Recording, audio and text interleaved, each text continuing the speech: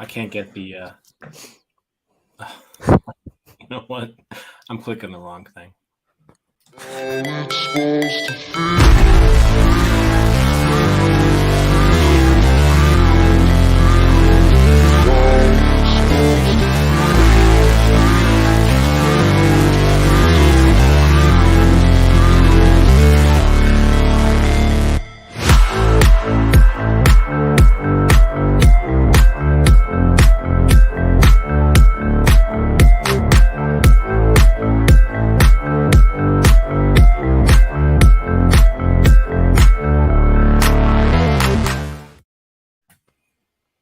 What's up, guys? Welcome to the NS9 Postgame Show, brought to you by Pittsburgh Baseball Now, hodgepodge of nothingness, whatever you want to call this thing. Pirates lose 8-3. I'm Jim Rosati. With me is Tyler. What's going on, Tyler? Yeah, football's on. Well, that's what I was saying. I didn't know we were going to even do this because football's on, but here we are, and it's really just to get right into it. It's the exact same story it's been for pretty much every single Pirates loss in the last month or so. Decent, actually really good start, right? And then bullpen comes in and just looks like complete ass. So that's just what happens every single day now. Yeah, it didn't happen yesterday, but I mean, on the bright side, Ortiz they clap for him. Yeah, how about that? The most important thing to happen today was the dozens and dozens of fans in attendance. They got to clap for the starting pitcher after 4 2/3 of him just mowing everyone down. But I want to actually kind of go back to the beginning here. So, this really is kind of the recipe for the Pirates' losses this past month or so. Dan Zangrilli tweeted out earlier today, in the last 26 games, so basically the last month, Pirates starting rotation is the third best in the National League. They've got a 3.37 ERA over their last 26 games. I haven't counted yet, but I'm going to guess out of those 26 games, they haven't won too many. Well, I think logically you can get there. Last time I was on, I was talking to Donardo, and if you squint hard enough at this point in the season, I think you can kind of start to see a rotation for the future starting to kind of come together. There's still not enough high-end talent there. Ortiz took another step forward as you count. What's the number? They're 9-19 in those. After today's loss, actually 9-20. So 9-20. And their rotation has been the second best. And they're the third best rotation in the National League. Yeah, that's sad. But like I said, if you squint hard enough, you guys talked about it a little bit last night with going out and getting a free agent for next year, but there are some spots that seem to be shoring up in the rotation. It's just that their bullpen is just incredibly awful. They need to replace the entire bullpen. Bring Bednar back, let Crow, maybe battle it out for a spot, but the rest of this bullpen needs to go. Yeah. It's someone different every night. But it's always one of them. None of them are good enough to rely on. Yeah. Even Bednar right now is just not great. No, Bednar, he did pitch a scoreless inning today, but his velocity was up a little bit. But overall, he didn't look good. Banuelos came in, and I said last night, I think, or the night before, that out of everybody in this bullpen, I probably trust Banuelos the most right now, which is really saying something. But he sucked today. Bednar again comes in lefty on lefty. The one job he has to do, and he can't get it out. Can't get it. Bednar came in, pitched a scoreless inning. Underwood, awful. Yajure, awful. It's every night. You're right. It's every night. Again, we're talking the negatives. We want to get to Luis Ortiz here eventually, but just an absolutely incredible start by him. He's looked great in his 3 starts so far. You would have liked to have seen him finish that 5th, and I think he could have. They took him out after 80 pitches. Yeah. And that's what kind of opened the floodgates. You brought him out, and then all of a sudden the Cubs start hitting.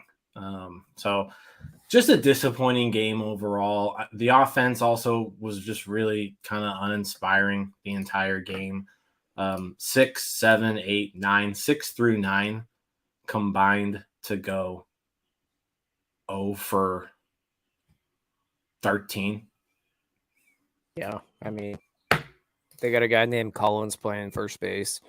Jason DeLay. He Throwing balls all over the outfield. Yeah.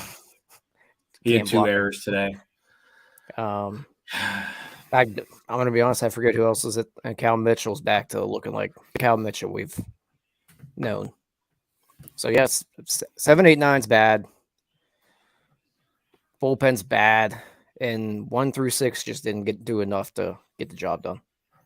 And I mean, and 1 through 5, well, 2 through 5 played well today. Reynolds homered, Cruz 2 hits, Castro a single, a sac fly, a walk, Hayes 2 more hits. So like the middle of the order performed. It's just the rest of the lineup did absolutely nothing. Yeah, they did perform, but they just don't string together enough hits. The situational hitting of this team is just so bad. And it always has been. But that's what happens when you have a lot of bad baseball players. And a third of your order is literally useless. Yeah. Useless is probably too nice of a term for them. 7, 8, 9, Cal Mitchell, Jason DeLay, and Collins that's 3 guys who cannot hit a baseball. I mean, Cal Mitchell at this point, he's got a 73 weighted runs created plus, negative 0.7 WAR heading into the game. I mean, it's kind of unfair. Like we kind of were all over Yoshi and Van Meter, and they're older guys, right? So you give Mitchell a little bit of a leeway because this is his rookie season. But geez, like Cal Mitchell's been bad. He's been bad. You got to show something somewhere. Yeah, and he can't field anything. He can't field. He can't hit. No. Not really great on the bases. No. He's been the third least valuable Pirate to date. Only Cole Tucker and Yoshi have been worse. What did Yoshi finish with? Like a negative 1.3 WAR? 1.3. Yeah, that's pretty impressive. Negative 1.3 WAR. You don't see that too often. That's incredible. Yeah. The amount of guys I would like to do a study and see where the Pirates rank among all-time teams in negative WAR players this year.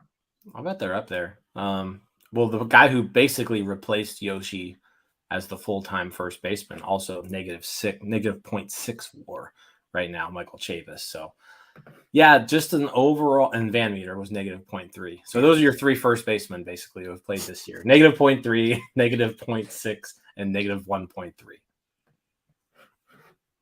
It's been a bad year of first base. It's been a bad year of a lot of things, but yeah, first base, definitely. You can't get almost negative 2 WAR out of your first base position. Yeah, it's over that. It's like negative 2.2 WAR. I'm sure someone has somewhat of a positive WAR in there. Vogelbach's had like half a WAR, so I think he only played like 2 games though at first. Yeah, well, I mean, yeah, it's bad. Yeah, it's a lot of bad. But we're almost there. But let's get to the good. So we're 10 minutes in here. We haven't talked about the good. The good clearly today was Luis Ortiz.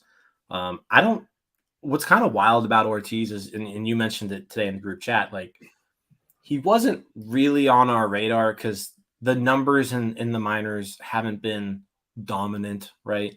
The stuff clearly is there. I didn't realize his stuff was this good though. But you looked at his AA numbers and they're fairly pedestrian. You look at his AAA numbers, they're fine, but like nothing stands out to you really about what he did in the minors. And then he comes up to the majors and you just see him just casually tossing 100-mile-an-hour, just dots like on the edge of the strike zone, slider unhittable. I am And that two amazed by seamer. I'm amazed by what I've seen from him so far. The two seamer looked really good today as well. We saw him go backdoor with it a couple times. But I mentioned in the group chat that I might be I'm probably more excited about Luis Ortiz at this point than I am Contreras. And we discussed it a little bit, but yeah, we can get into that here. He has the workhorse body, the stuff. I mean, he's a 2-pitch pitcher, really, but it's working so far. He's a guy to be really excited about, I think. He really is, and you know how you can actually tell sometimes like when people start getting excited by people, because when you go to Baseball Savant or you go to Fangraphs and you hit the little player search, right, it gives you like the most popular searches. Luis Ortiz right now, 5th on the list above Mike Trout. If you just click on the player search, you get to Luis Ortiz. So people are taking notice to him. People are like, hey, let me check and see who this guy is, because I mean those pitching ninja tweets today, like he's gonna start getting some attention because the stuff is incredible. Yeah, it's not every day you have a starter come up that's pumping 100 nonstop. Especially the one who's like relatively unknown. Yeah, like legitimate, just unknown. Yeah, like we had heard the velocity. We knew of him, yeah, but it was a lot of he's probably a bullpen guy. Yeah, and then you see him, and he's carrying the velocity later into the game. The command's a lot better than I think what we heard about to this point. Control's been pretty decent. I mean, he's a guy that I'm very excited about going forward. Yeah, I mean, really, it was. Let's see here. I guess it was Fangraphs probably has him the highest. Like they have him at 15th as 15th rated prospect in the organization, and you can tell that the stuff has gotten better throughout the year, because I'm reading a scouting report here. Scouting report says fastball has real sizzle, humming in at an average of 95. Yeah, it's not averaging 95. He's now averaging. Let's go. I just want to kind of see this now. His fastball currently averaging 98.1. Yeah, you just don't. There's only a handful of starting pitchers who are that, and you're talking DeGrom, Hunter Green. Like those are the names you're talking about when you're saying that, starting pitchers with a fastball like that. So his stuff must have gotten better since the scouting report was written, but the guy has pretty good command from what we've seen so far. The slider and the fastball are both really good, and so now, and like you mentioned, he's kind of got that prototypical workhorse body, a little bit more than Roansy, where he's Roansy's a smaller guy, more high energy. Ortiz is doing this, and he looks like he's just in a rocking chair. Yeah, I mean,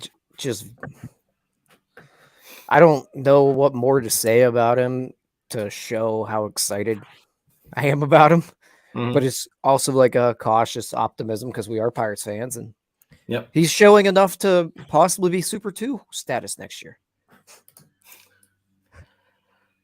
Yeah, watch that happen. He won't get called up until like July next year. Meanwhile, Bryce Wilson will get like 10 starts. God. But another point to mention about him, you brought it up earlier about how many innings he's thrown this year while we were talking, and that's, I think, a good thing going forward, because you're not gonna hopefully have to shut him down next year or something like that. Yeah, he's already kind of built up. Yeah, so his first year in the minors, he pitched a little bit over 50 innings. 2021, his first full season, he goes 87, and then this year, he's right at about 130 right now. So, yeah, I mean, you got to think next year, going into next year, coming off a season where he'll get one more start. too. So he'll end up with 135 or so innings pitched, which means next year he's going in with no limitations. Yeah, I hopefully. mean, he should be at that point fully worked up as long as he's healthy. Yeah. It does just suck that this is all happening at the end of the year. But it does give us good fodder during the offseason. Yeah, it does, and it is the end of the year, but you also got to think where he was. Like, I mean, he was in single A at this point last year. He was in A ball, not high A. He was in A ball. He skipped Greensboro, went straight to Altoona this year, through 10 AAA innings. Yeah, so I mean, he's made a really quick ascension through the minor leagues, and and it's like you said. I think you phrased it correctly. Like I'm definitely, and Donardo was talking about this too. Like I'm more confident in Contreras going forward that he's going to be like a really good pitcher. Like he's more polished. He just seems like he's got it under control. We haven't seen enough of Ortiz to really feel like super confident about him yet. But from an excitement standpoint, you look at the stuff and you drool. The stuff is insane. So, excellent start today, 4 2/3. They took him out once he hit pitch number 80, but he struck out 7. He gave up 1 hit. It was a single. Damn near had an immaculate inning. Almost had an immaculate inning. A pitch away. Yeah, he was 1 pitch away, but yeah, just an excellent start. I took him on his over 5 Ks, and he hit it in the like hitter number 6 or something, or 7. So yeah, and the Cubs are not a great lineup, but this was not a great lineup. You're right, but there were, there's Wisdom, Happ, Horner, Reyes, and especially like that in that, I think it was inning number 2 in particular, Nico Horner, he just made look silly. Like Nico, the umpire hadn't even called strike 3 yet, and Horner was already halfway to the dugout. Reyes, he made look silly on a slider. That was his almost immaculate inning, was that second inning. He faced Horner, Reyes, Higgins, and then he got Higgins swinging. So he looked good. I agree with you. I'm very excited about him. He's got one more start to make, and that start will be against the Cardinals, which – he looked good against the Reds, obviously, in his debut. Yeah. But then he pitched really well against the Yankees. So it'll be a nice test to see him against another good team like the Cardinals to close out the year. If he pitches well against the Cardinals, you might not get people to shut up about him in the offseason. I mean, if he goes into to next year with 4 starts under his belt and an ERA below 2. With every peripheral looking just phenomenal as well. Yeah, you're going to have a hard time. Like, unless he blows up in spring training, you're going to have a hard time not keeping him on, not bringing him north with the club. So, yeah, no, definitely something to be excited about. And I don't really feel like talking about the bullpen anymore. I don't want to talk about Uri. I don't want to talk about Underwood. I don't want to talk about Bonduelos. We already talked about the offense. I mean, it's a short and sweet show, but I mean, is there anything else you want to talk about? I feel like we kind of covered everything. Outside of Ortiz, it was just. It was a regular Pirates game. Yeah. Not a great defensive game. Delay, errors. Cruz didn't look good in the field. Yeah. It sucked. Yeah. They lost 8-3. Yep. There's not much positive to say other than the starting pitcher pitched really well. Yep. But some guys got some hits. Yeah. So let's talk about next series. They've got the Reds coming up. 4-game series against the Reds. I don't know, 3-game series against the Reds at home. 6:35 tomorrow. Roansy Contreras facing Chase Anderson, whoever that is. Actually, he's been around a while. He's really old. I didn't realize he was still in the league. I know who he is. Chase Anderson. And then we got Mitch Keller and Hunter Green on Tuesday. So that should be fun. And then, our favorite, Bryce Wilson starts the last game of that series. But on the bright side, there's only one pitcher in the rotation at this point that I really don't want to watch. And that's him. It took us a long time to get here, but we're here. Yeah. And I think we're to the point where Bryce Wilson is definitely not going to be a part of the Pirates rotation next year. Yeah, this has a good, let's see, how many games left? 9. This could be Bryce Wilson's last appearance as a Pirate. Maybe. But yeah, that'll be it. Tomorrow, 6:35, Contreras Day. It's Roanzi Day. So make sure you're watching that. There's a reason to watch. Other than that, we might do Starbucks tomorrow morning. Depends on if DiNardo wakes up in time. I'm Probably down not. to do it, but DiNardo's lazy, so That is accurate. You gotta watch out for him sometimes. But no, Pirates lose. They dropped to 56-97 on the year. They're still in last place. They are tied with. Actually, they are now officially a half game worse than the A's. So they're in 29th place currently. Ooh, baby. But that'll do it. Pirates lose 8-3. Again. See you guys. Peace out, Girl Scouts.